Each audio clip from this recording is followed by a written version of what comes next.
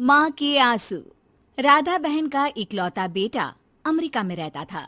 एक दिन राधा बहन का किराएदार कहता है, अरे माँ जी, अकेली बैठी रहती हैं, बेटे के पास क्यों नहीं चली जाती? अरे कैसे चली जाऊं, नई नई शादी हुई है, अभी तो थोड़ा बहू के साथ समय बिताएगा, तभी तो दोनों के बीच समझ बढ़ेगी ना। अरे कैसी बात कर रही हैं माँ जी, समझ बढ़ाने के लिए 5 साल काफी होते हैं।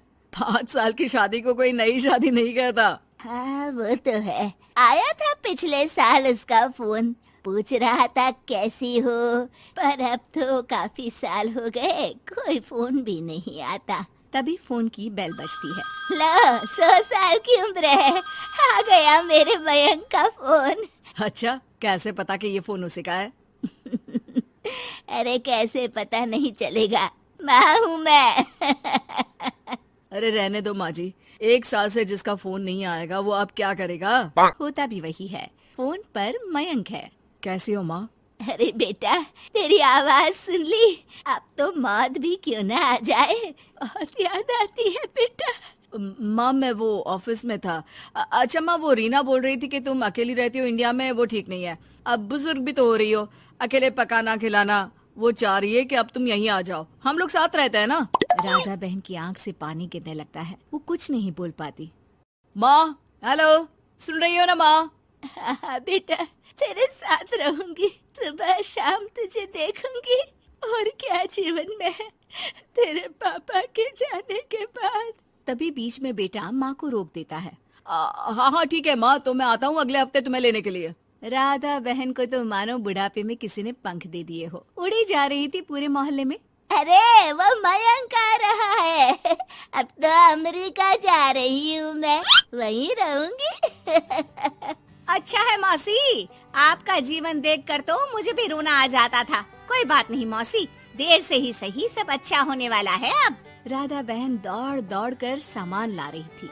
अरे इतना सामान तो 2 साल में भी कभी नहीं खरीदा जो 2 दिन में लिए जा रही हो मौसी।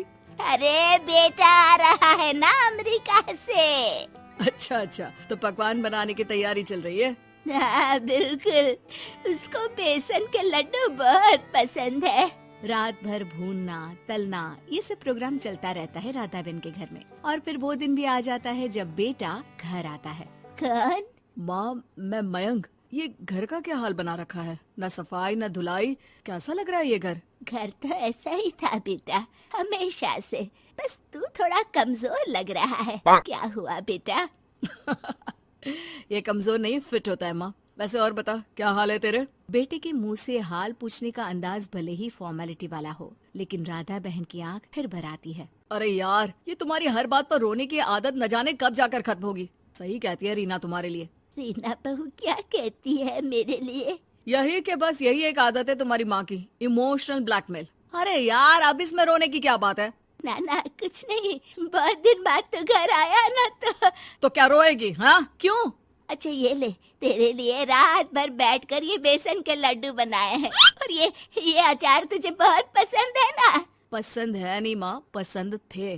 अब तो फिटनेस के लिए ये सारी फालतू चीजें मैं खाता भी नहीं हूँ। ये फालतू चीजें खाकर ही तो तू बड़ा हुआ है बेटा। अब रहने दे माँ, क्या क्या खिलाकर बड़ा क्या है, मुंह मत खुलवा। कौन देशी घी में शक्कर डालकर पराठे के साथ खाता है? वो तो तुझे पसंद थे ना बेटा, तभी तो बनाती थी, नहीं बनाती थी तो रोता था तू। अरे तो रोने देती ना माँ, अब सारी समस्या उसी खाने से है शरीर में। वो तो भला हो रीना का, जो हेल्दी डाइट देकर सब मेंटेन कर रही है। राधा बहन बेटे की आने की खुशी में इतनी दीवानी थी कि उसे बेटे के बात का अंदाज और लहजा समझ में नहीं आ रहा था। अच्छा रुक, पालक वाली दाल बना देती हूँ।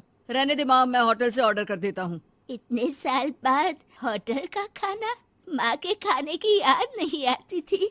अरे माँ, फिर इमोशनल डायलॉग, प्लीज माँ। अच्छा सुन, बहुत कम वक्त है हम लोगों के पास, जल्दी जल्दी सारी पैकिंग कर ले। और हाँ, इस घर को बेचना होगा। कैसी बात कर रहा है? तेरे पापा और मैंने एक एक पाई जोड़कर इस मकान को बनाया था। हाँ पर तो जा रही है ना, फिर कौन मेंटेन करेगा? कैसे क्या होगा माँ, मैं तो अब इंडिया आऊंगा भी नहीं। बेटा तो सो जाता है, लेकिन माँ घर का एक एक कोना घूम घूम कर देखती है। सही बात है, क्यों मोह माया जोड़ रही हूँ मैं इस घर से? आखिर बेटे के साथ रहना ही तो होता है हर माँ बाप को। लेकिन इनकी यादें हर एक कोने में है। खैर, औने पौने दामों में घर को बेच बेटा और माँ एयरपोर्ट के लिए रवाना हो जाते हैं। माँ यहीं बैठ, मैं अभी आया। नहीं नहीं बेटा, मैं साथ रहूंगी, पहली दफा आ रही हूँ ना। अरे माँ, टिकट, बोर्डिंग, सामान, चेक इन, 10 काम है, करके आ रहा हूँ ना। ठीक है, जल्दी आ जाना, यहाँ घबराहट होती रहेगी। बेटा माँ को समझाकर चला जाता है। माँ बैठी रह जाती है लेकिन बेटा आता ही नहीं। एयरपोर्ट के लोग बताते हैं कि इस नाम का लड़का तो कब का अमेरिका की फ्लाइट लेकर उड़ चुका है। माँ किसी तरह अपने बीके हुए मकान में ही आ जाती है। मुझे कुछ दिन रहने दो, पता नहीं क्या हुआ, हो सकता है कोई मजबूरी हो बेटे की। नया मकान मालिक कहता है। अरे माँ जी, कमरा तो मैं आपको दे दूँ, पर भाड़े का क्या?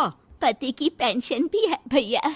ठीक है, आप आराम से रहिए, लेकिन एक बात बताइए, आप किसी रिश्तेदार के घर क्यों नहीं चली जाती? अरे कैसी बात कर रहे हैं आप, मेरा बेटा कभी भी आ सकता है। अगर मैं उसे यहाँ नहीं मिली तो